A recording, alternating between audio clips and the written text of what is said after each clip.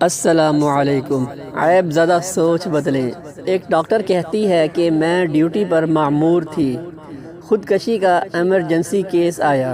لڑکی کا نام آمنہ تھا۔ میں نے 8 سال کے کیریئر میں ایسی خوبصورت لڑکی پہلی بار دیکھی تھی۔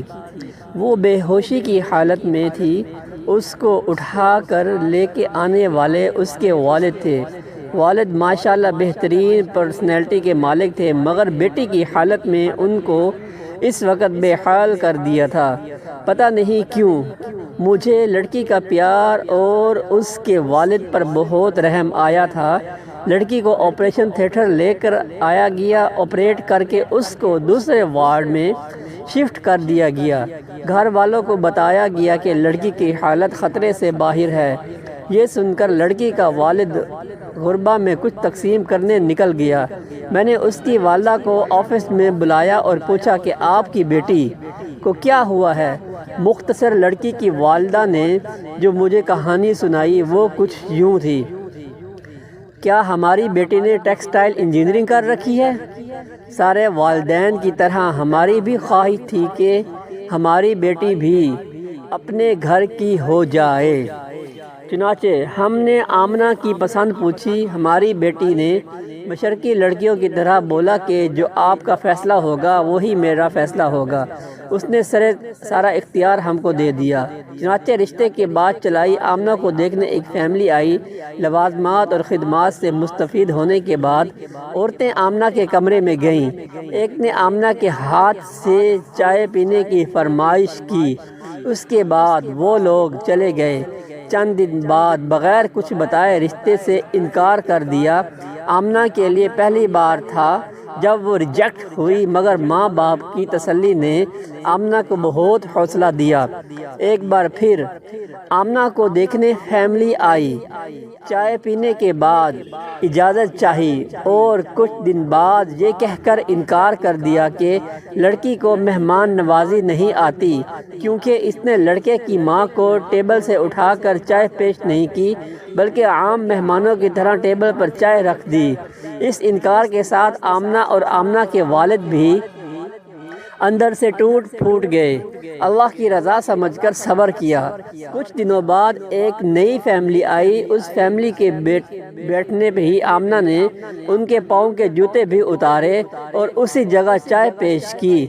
اس فیملی نے ایک ہفتے بعد یہ کہتے ہوئے انکار کر دیا کہ آپ کی بیٹی پر جنات کا سایہ ہے، ورنہ کوئی میزبان پہلی بار گھر آتا ہے تو اس کی اتنی مہمان نوازی کون کرتا ہے؟ پچھلے 8 سالوں میں 100 سے زائد رشتے آئے۔ آمنہ کے لیے کچھ نے یہ کہہ کر انکار کر دیا۔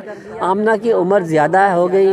احسان جتاتے ہوئے کہا، اگر آپ زیادہ مجبور ہیں تو ہمارا ایک 48 سال کا بیٹا جس کی اپنی دکان ہے اس کے لیے ہم آمنہ کا رشتہ قبول کرتے ہیں۔ اتنا کہتے یہ آمنہ کی ماں سسکیاں لے کر رونے لگی اور کہا، آپ بھی تو ایک ماں ہیں اور ہماری ماں جتنی بھی مجبور ہوں غیروں کے سامنے کیا کہہ سکتی ہیں؟ اور میری بیٹی کل سارا دن میرے سینے سے لگ کر روتی رہی اور کہتی رہی، ان لوگوں کے معیار تک آتے آتے میری عمر زیادہ ہو گئی ہے۔ اور ماں بولے نہ جانے کب اس نے دنیا کو الوداع کرنے کا فیصلہ کر لیا۔ اور کہتی رہی، میرا منحوس سایہ میری بہن کو بھی والد کی دہلیز پر بوڑھا کر دے گا۔ میں نے آمنہ کی والدہ کو پانی پلایا۔ اتنے میں اس کا والد اور پیچھے سے وارڈ بوائے کمرے میں داخل ہوا۔ وارڈ بوائے نے کہا، آمنہ ہوش میں آ گئی ہے۔ آمنہ کی والدہ بجلی کی تیزی سے وارڈ میں داخل ہوئے۔ آمنہ کا سر اٹھایا اور سینے سے لگا کر رونے لگی۔ اتنے میں آمنہ کا باپ بھی وارڈ میں داخل ہوا۔